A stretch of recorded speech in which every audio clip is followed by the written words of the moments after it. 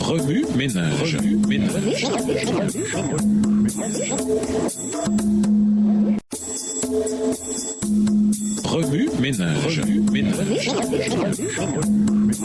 Bienvenue dans votre émission Remue ménage. Voilà un son de vendredi, s'interroger. Partagez les idées tirées de votre verset à mémoriser et de l'étude biblique de cette semaine. De même que toute découverte et observation et question avec votre classe de l'école du sabbat ou votre propre groupe d'études bibliques. Considérez les questions à discuter suivantes avec le reste du groupe. Comment Jésus a-t-il réagi lorsque le messager lui a annoncé que Lazare était gravement malade?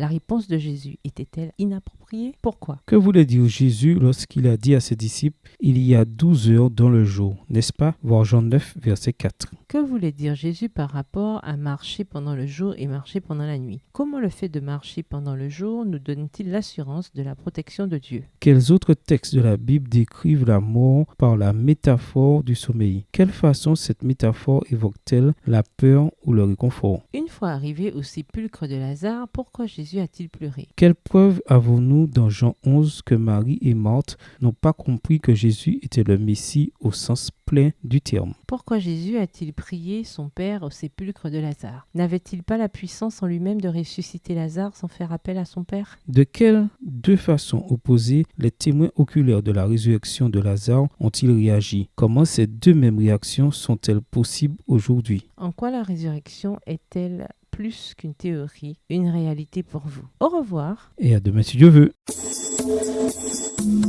Remue ménage. Remue ménage.